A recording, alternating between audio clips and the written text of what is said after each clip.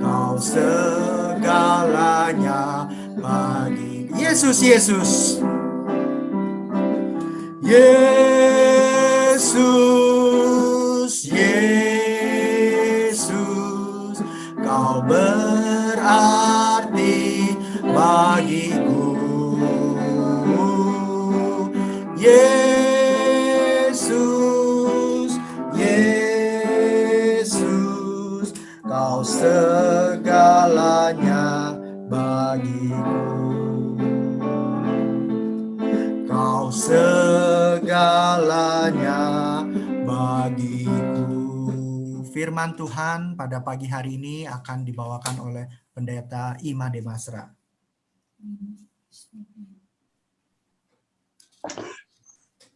Selamat pagi semuanya, Shalom, dimanapun saudara berada.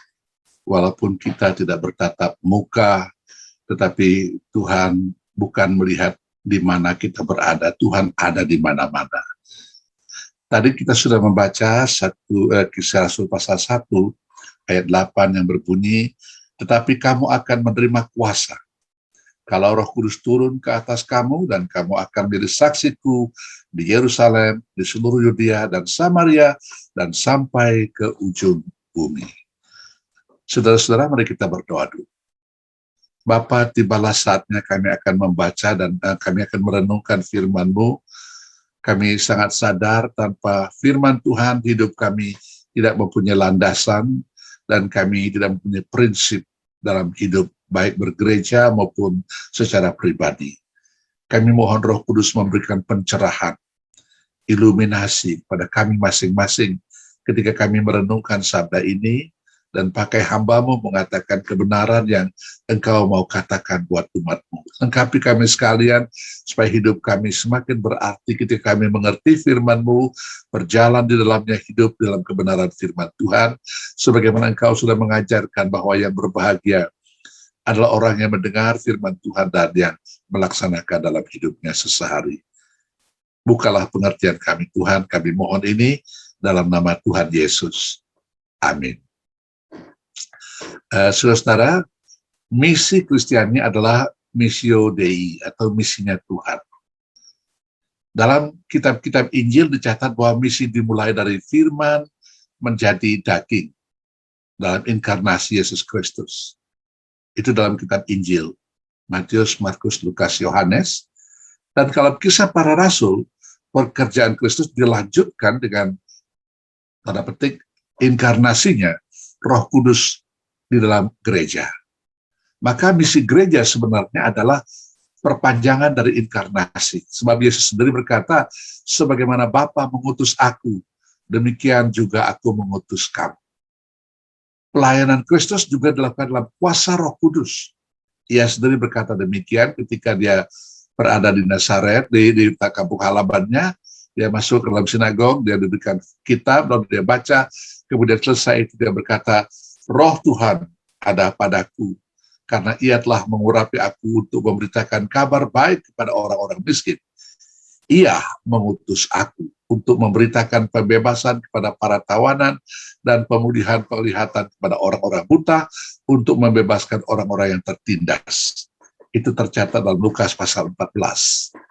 Lalu kalau kita membaca kisah para rasul pasal 10 ayat 38, di situ berbunyi begini, kamu tahu, Yesus orang Nazaret, bagaimana Allah mengurapinya dengan Roh Kudus dan dengan kuasa.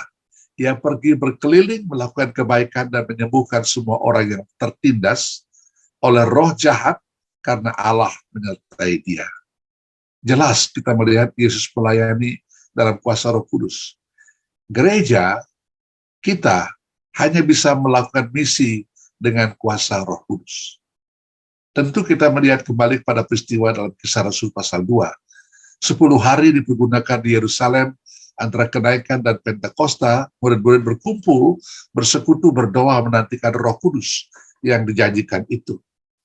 Ketika waktu yang Tuhan tetapkan itu tiba, maka Roh Kudus dicurahkan. Maka tadi kita sudah menghafal, membaca, dan mengingat ayat Kisah Rasul pasal 1 ayat 8. Kamu akan menerima kuasa kalau Roh Kudus turun ke atas kamu, dan kamu akan menjadi saksiku di Yerusalem, di seluruh Yudea, dan sampai ke ujung, di Samaria, dan sampai ke ujung bumi. Tema kita adalah beritakan Injil ke seluruh bumi, sampai ke ujung bumi. Nah, 2000 tahun misi ke seluruh dunia sudah berlangsung, dan terus berlangsung. Ini semua mustahil sebenarnya tanpa kehadiran dan karya Roh Kudus. Tanpa Roh Kudus, Tuhan tidak akan suruh kita melakukan misi ini. Tanpa Roh Kudus, misi tidak akan berlanjut sampai hari ini. Nah, di sini kita melihat ada peran Roh Kudus dalam misi sedunia ini. Setidaknya ada 3 peran yang dapat kita lihat dengan jelas di dalam Alkitab. Pertama, Roh Kudus itu menciptakan roh misi. Kedua, Roh Kudus itu mempromosikan aktivitas misi. Yang ketiga, Roh Kudus itu menciptakan hasil misi. Pagi ini kita merenungkan Roh Kudus itu menciptakan roh misi. Tanpa spirit di dalam kita, mustahil kita bisa mengatakan ke seluruh dunia sampai ke ujung bumi memberitakan Injil. Tidak mungkin. Tanpa spirit daripada Roh Kudus itu. Nanti kita akan lihat mengapa. Misi gereja sesungguhnya sangat-sangat sukar. Nah, kita tahu ini. Kita mengalami ini. Tetapi aneh. Tahu, menghadapi, mengalami, tapi terus juga diupayakan. Terus-menerus diupayakan. Mengapa? Yesus juga tahu. Yesus tahu ini sehingga dia mengatakan kepada 12 muridnya bahwa mereka akan dibenci, dianiaya, bahkan dibunuh. Nah, oleh karena sukar, hanya orang yang memiliki roh misi ini yang bisa bertahan. Maka dalam Matius pasal 20 ayat 22 dicatat, Tuhan Yesus bertanya kepada murid-muridnya, apakah kamu sanggup minum cawan pahit yang akan kuminum? Murid-murid belum mengerti. Dan mereka menjawab, sanggup. Ayat 22 menyatakan mereka sanggup. Tetapi waktu kesukaran datang, mereka semua lari. Mereka menyelamatkan diri. Nah, kemudian kita melihat satu turning point, satu titik tolak. Sampai pada hari Pentakosta, Roh Kudus dicurahkan, dan Roh Kudus menciptakan roh misi. Dan apa dikatakan di sana, mereka mulai memiliki hati misionari sejati. Mereka sungguh-sungguh diubahkan oleh kuat kuasa Roh Kudus. Roh atau spirit misi bagaimana yang Roh Kudus kerjakan dalam jemaat Tuhan, dalam hati murid-murid ini.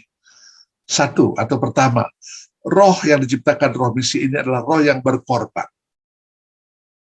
The spirit of sacrifice. Ketika Roh Kudus menerangi hati kita, dia membawa kita naik sampai Golgota. Dan di situ kita melihat Kristus yang tersalib.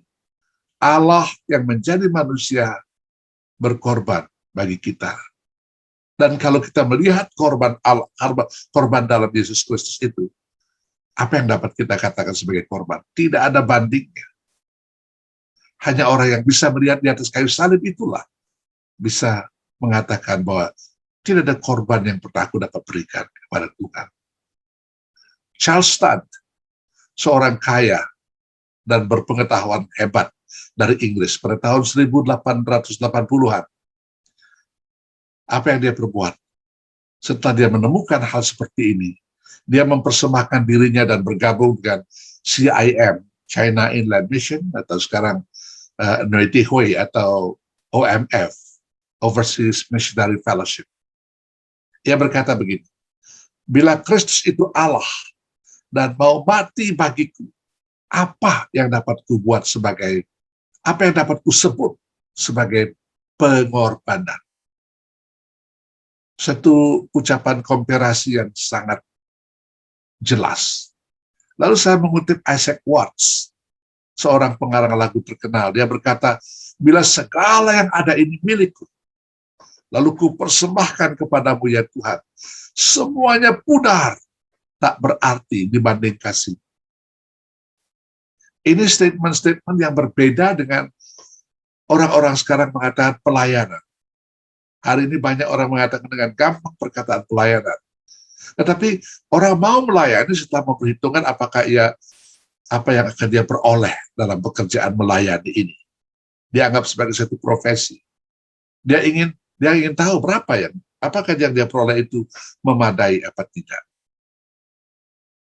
Saya membaca dan mendengar dari beberapa organisasi misionari, mereka mengatakan bisa orang mau pergi menjadi misionaris kalau ada syaratnya, dilengkapi dengan gaji, fasilitas yang baik, pensiun ada, jaminan anak-anak dan keluarga cukup, mereka mau.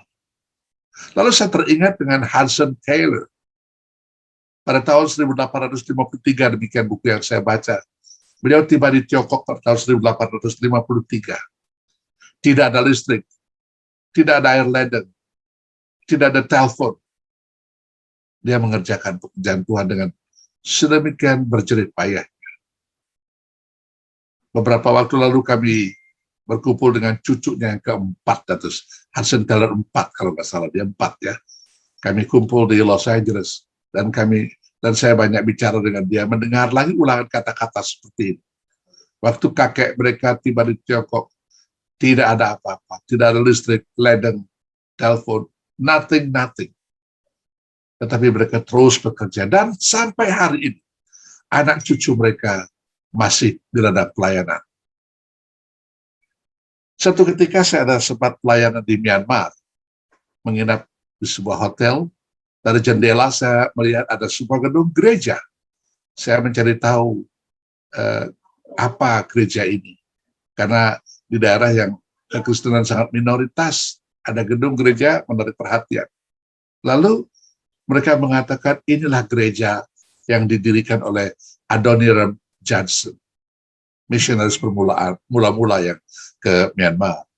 Waktu saya mendengar nama Adoniram Judson, saya sudah mendengar nama ini dan membaca sejarahnya sejak tahun 1970.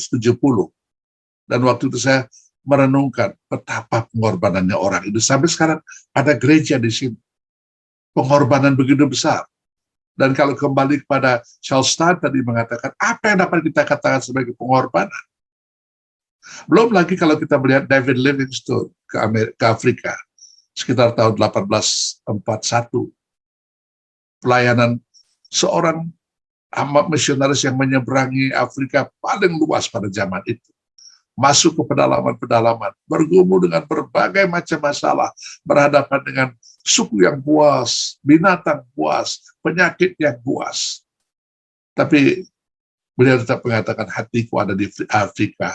Sehingga pada waktu beliau meninggal, jenazahnya dikuburkan di Inggris, dia minta jantungnya dikuburkan di Afrika. Semua hati yang berkorban ini dikerjakan oleh Roh Kudus di dalam hati anak-anaknya. Bagaimana kalau kita aplikasikan dengan persembahan yang kita beri kepada Tuhan? Apa waktu, atau tenaga, atau finansial? Sudahkah kita merasa, I have done so much, sudah banyak yang saya buat bagi Tuhan? Sudahkah seperti itu? Kalau demikian kita mencerminkan diri kembali kepada, adakah Roh Kudus betul-betul sudah membentuk saya? Roh pengorbanan. Yang kedua, Roh Kudus menciptakan roh keberanian. Kalau kita kembali menelusuri kitab-kitab Injil, kita melihat keberanian murid-murid itu untuk PI, untuk memberitakan Injil, sangat-sangat kecil. Bahkan mereka meninggalkan Yesus untuk menyelamatkan nyawa sendiri. Tetapi dalam kisah para rasul, ada perubahan yang luar biasa terjadi. Mereka hanya takut kepada Tuhan saja dan tidak kepada yang lain. Musuh-musuh pun kagum kalau kita baca Kisah Rasul pasal 4 ayat 13. Itu umpamanya. Mereka berani bukan nekat.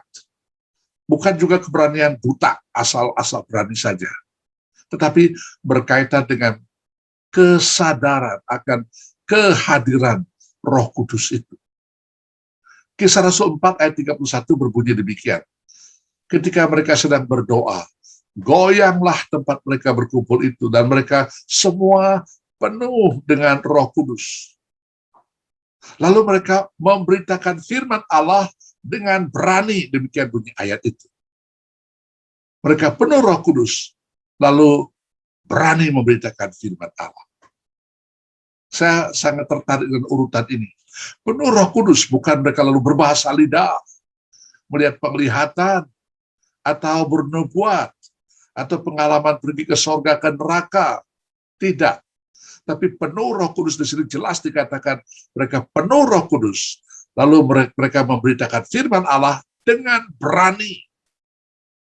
Hari ini ada orang-orang tertentu, orang-orang yang mengaku penuh Roh Kudus, tetapi berani berbohong, berani memanipulasi jemaat, bisa menipu di sana-sini, sehingga pada waktu terjadi kematiannya dan sebagainya, ribut soal hartanya yang bertumpuk begitu banyak, yang tidak tahu dari mana datangnya, sebab tidak ada pertanggungjawaban.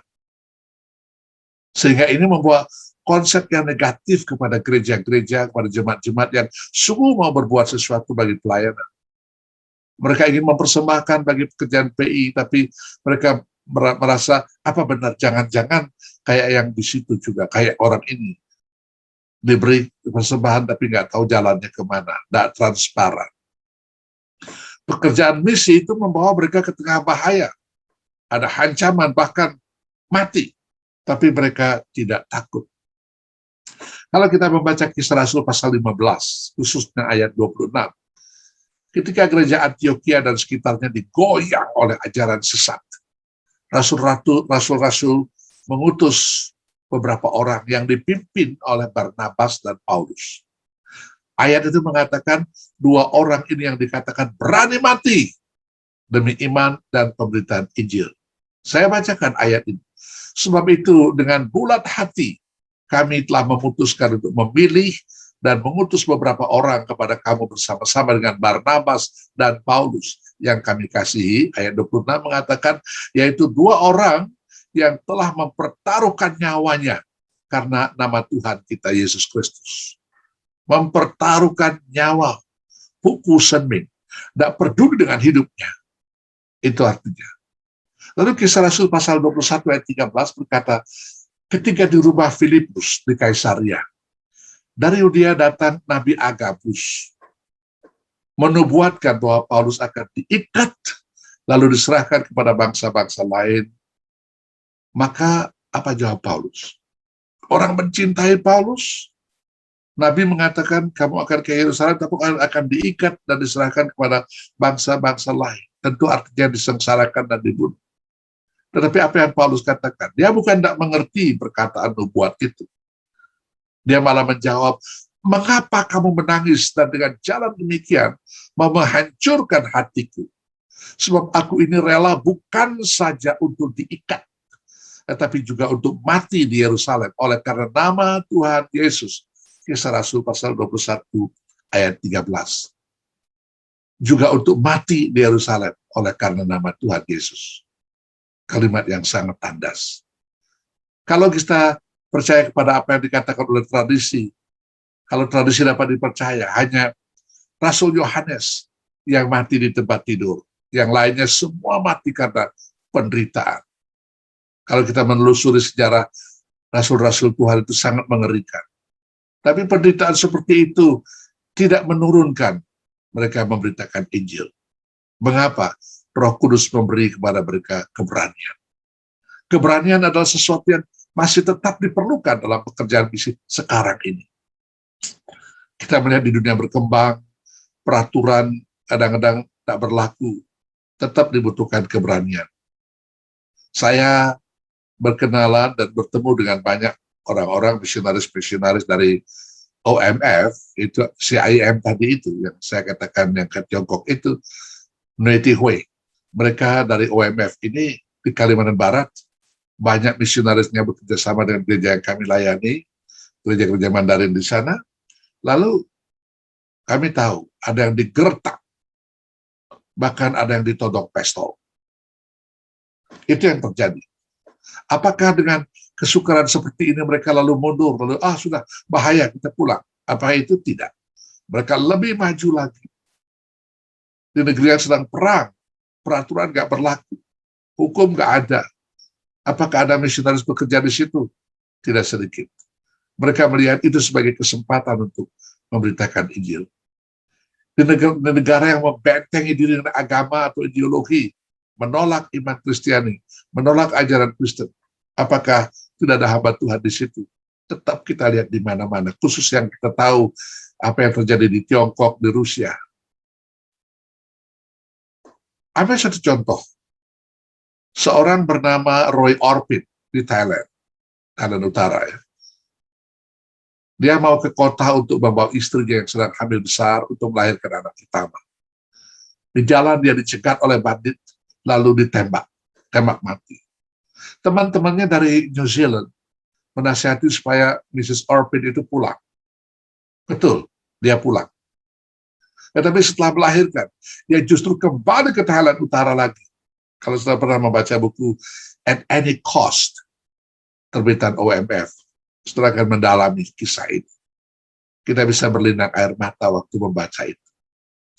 Tahun 1964, seorang bernama Hector Macmillan di daerah Zaire, dia dibunuh oleh suku Simbas. Nyonya Macmillan dengan 6 putranya. Saya membaca itu dan saya merasa sangat ngeri kalau kelihatannya. 6 putra.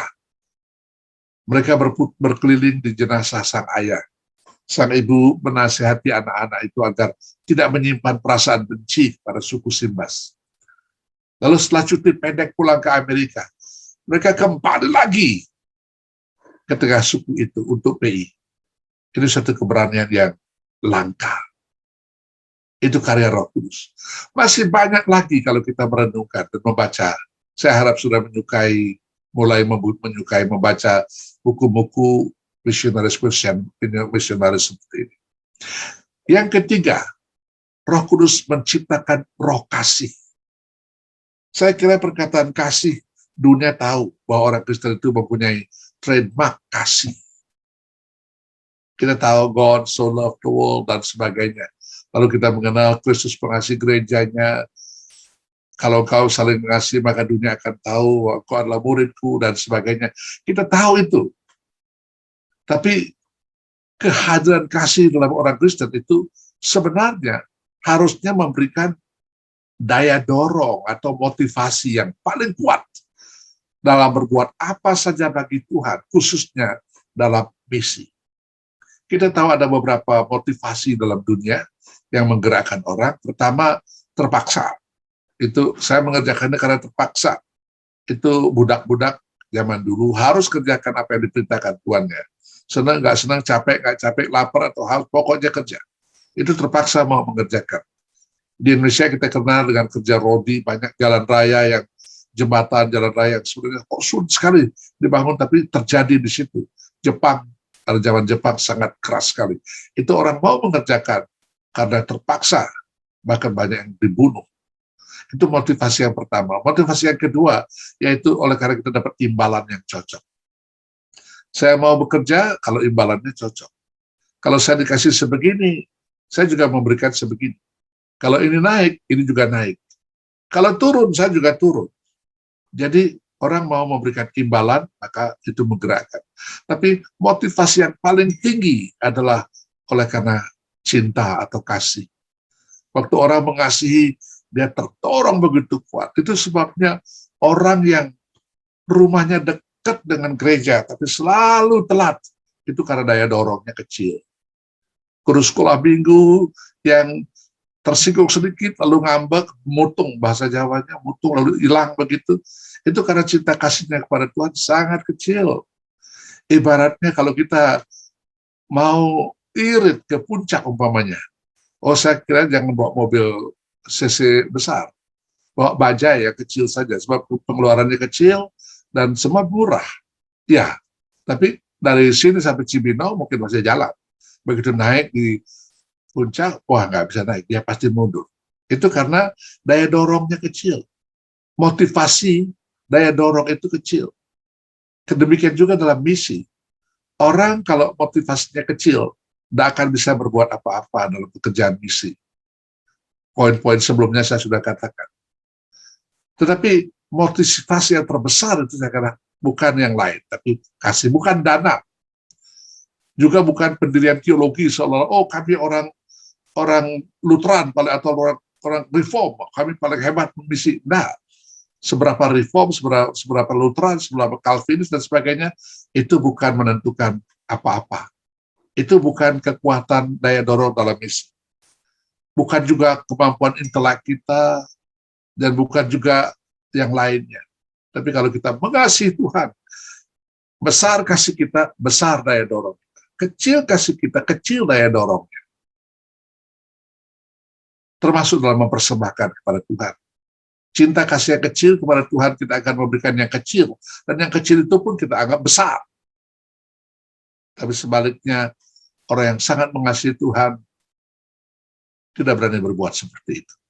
Paling tidak dia akan berbuat secara proporsional. Nah, saudara, bagaimana kalau kita misalnya melihat orang lain, menyangkut dengan misi, melihat orang lain, apa yang saudara lihat? Apakah kita melihat hanya, oh, warna kulitnya beda dengan saya? Oh, saya letakkannya di bawah grade saya. Oh, atau, oh, ekonominya lebih tinggi. Kalau itu yang menjadi pandangan, cara kita memandang, maka kita akan tidak berbuat banyak. Bahkan kita mungkin tidak berbuat apa-apa. Orang itu kulitnya beda dengan saya nggak mau ke sana. Saya hanya pada orang yang sama dengan saya. Mengapa sama? Kenapa harus begitu? Lebih gampang berdekatan, lebih gampang pengertian, dan sebagainya. Nah, saudara, banyak hal yang terjadi kalau kita tidak mempunyai pandangan kacamata kasih ini. Beberapa waktu yang lalu, beberapa tahun yang lalu, ada rombongan Ling Liang Worldwide Evangelistic Mission Association. Datang dari Amerika, Kanada, Hong Kong, datang ke Indonesia. Mereka minta saya mengatur, karena saya pernah jadi Presiden Ling Liang sedunia ini, lalu mereka minta saya mengatur mau kemana. Saya bilang, saya ajak kalian ke desa Trimukti. Trimukti itu di mana? Nah, ada kelihatan di peta. Ketika daerah itu baru dibabat hutannya, saya kebetulan ke Lampung, lalu saya pergi ke sana. Tinggal di sana beberapa malam, menginjil di sana. Dapat satu keluarga, dua keluarga, terus berkembang. Saya kirim hamba Tuhan untuk mengembangkan. Dan di situ sekarang sudah mungkin ada 30 keluarga sudah. Kita sudah mendirikan TK. Mungkin sudah belum pernah mendengar nama SMTK, Sekolah Menengah Teologi Kristen. Kita juga sudah dirikan di sana. Kita mengembangkan ekonomi rakyat dengan percontohan perikanan, dan baru terakhir kami mencoba menggerakkan peternakan lebah dan penanaman kelapa sawit dan sebagainya. Jadi itu sangat berdampak. Nah, saya maksudnya kembali kepada cerita tadi. Waktu mereka kami ajak turun di Lampung, dijemput dengan bus tua, bus desa, tempat duduk yang keras, jalan bergoncang kiri kanan seperti naik di kapal laut, gelombang sana sini sampai di tempat tujuan. Mereka letih. Saya suruh istirahat sebentar, lalu saya mulai berbicara. Saya berkata, kalau saudara datang ke sini dengan motivasi melihat keindahan alam atau pemandangan yang baru, saudara akan sangat-sangat kecewa. Tapi kalau saudara di sini datang dengan mata misi yang didorong oleh kasih, tempat ini tempat yang paling indah, karena di sini sudah melihat bagaimana Injil menampakkan kuasanya. Saudara-saudara, misi murid-murid dan kita juga sering dicurigai, dipersulit, dianiaya, bahkan dipenjara. Rumah misionaris ada yang dijarah, bangunan dibakar, gereja dihancurkan, hidup dihancam. Mereka adalah orang-orang yang terabaikan. Banyak orang-orang misi melewati misi masa tua dengan kesehatan yang habis-habisan. Ribuan yang mati karena udara yang tidak cocok. Ratusan yang mati di tanah yang jauh, bukan di tempat sendiri. Ada sepasang suami istri yang sangat saya ingat waktu di Bali. Namanya Roger Lewis. Misionaris ini mengunjungi kami di desa tempat kelahiran kami. Desa Kristen di Bali. Ada sebuah desa Kristen di Bali. Kalau ada waktu kita pergi ke sana. Desa pembuangan orang Kristen mula-mula di Bali. Dibuang ke Bali bagian barat. Supaya mereka diharap mati di sana. Tapi Tuhan pelihara tidak satu pun yang mati. Sakit pun tidak ada. Menjadi sebuah desa. Desa Kristen sampai hari ini. Saya lahir di sana. Saya bersyukur. Dan Inilah pasar suami istri Roger Lewis ini. Sering kunjungi kami ke sana. Tempat yang sangat sederhana, jalan tidak ada aspal, semua kamar mandi sederhana, semua sederhana. Beliau mau di situ. Pada waktu saya kontak teman di Bali, saya pengen tahu di mana beliau ada. Beliau sudah meninggal tahun lalu. Tapi hari-hari belakangan saya pikir saya bisa ketemu dengan istrinya. Saya telepon kembali, kemarin beliau baru dikebumikan. Lalu saya berpikir, luar biasa. Saya ingat dari hidup negeri yang mewah, maju, datang ke tempat. Saya baru bisa mengerti ini.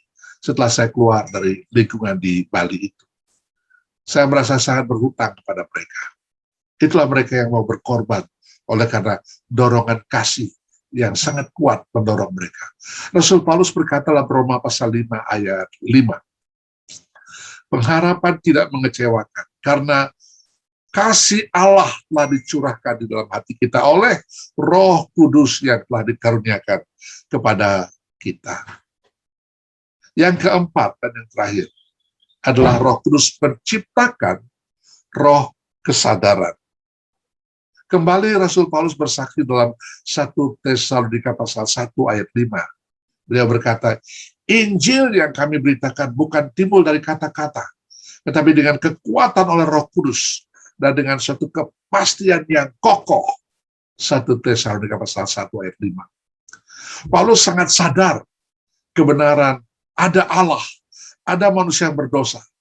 Dengan kesadaran ia hidup, namun ia juga rela mati, mengetahui bahwa hanya ada satu perantara, satu jalan keselamatan. 1 Timotius pasal 2 ayat 5, beliau berkata, sebab hanya ada satu Allah dan satu perantara antara Allah dan manusia, yaitu manusia Yesus Kristus. Kesadaran ini, saudara-saudara, kesadaran yang sangat membuat dia bekerja bukan dengan halusinasi atau imajinasi, tapi dengan kesadaran yang sungguh-sungguh penuh. Ia juga sadar bahwa manusia dibutuhkan untuk diselamatkan. Harus menginjil terlebih dahulu. Kalau kita baca Roma 10 itu sangat jelas sekali. Dan juga ia sadar dan memandang dirinya sebagai orang yang dipercayakan Allah untuk memberitakan Injil. 1 Timotius pasal 1 ayat 11 berbunyi, di sini dia mengatakan, celakalah aku bila aku, ya, itu 1 Korintus, ia menjadi semua bagi semua orang, agar ada yang diselamatkan, sampai dia berkata, celakalah aku bila aku tidak memberitakan dia. 1 Korintus pasal 9 ayat 16. Nah, saudara-saudara, bila ada pendirian yang lain dari ini, maka tidak heran kalau misi menjadi pudar dan tidak ada pemberitaan Injil. Jangan bilang sampai ke ujung bumi. Keluar tembok gereja saja mungkin sangat sulit. Sebab itu mari kita menyandarkan diri, rela untuk dikuasai oleh Roh Kudus, dipenuhi oleh Roh Kudus, dan Roh Kudus akan menciptakan roh misi di dalam kita. Dia akan memberikan roh pengorbanan, roh keberanian, roh kasih, roh kesadaran. Dan dengan demikian, sedikit kita dapat bergerak dengan kekuatan Tuhan, kita sampai ke ujung dunia yang Tuhan izinkan bagi kita dimanapun kita berada. Kiranya Tuhan membangkitkan semangat misi ini dalam hati kita dengan menggaitkan, menyatukan diri kita, menundukkan diri kita kepada pimpinan Roh Kudus, dan hanya dengan itu saja, maka Roh Kudus akan menimbulkan keberanian, pengorbanan, kasih, dan kesadaran. Kiranya Tuhan menguatkan kita. Mari berdoa sejenak. Sudah kami dengar sabda-Mu ya Tuhan. Roh Kudus akan menolong kami untuk mengerti. Tetapi setan akan segera mengaburkan, bahkan mencuri firman ini. Supaya pekerjaan misi yang Tuhan percayakan itu tidak terjadi. Supaya kami merasa aman-aman saja dengan diri kami di dalam gereja atau dalam lingkungan Kristen. Hari ini kami dengar firman-Mu. Dan kami akan menghadapkan pertanggungjawaban kami kepada Tuhan pada suatu hari kelak ketika Tuhan datang. Apakah kami hanya mendengar atau kami terus berkobar melaksanakan firman itu bagi kemuliaan Allah dan menenangkan jiwa-jiwa. Haleluya. Dalam Yesus Kristus nama ini kami berdoa. Amin. Amin.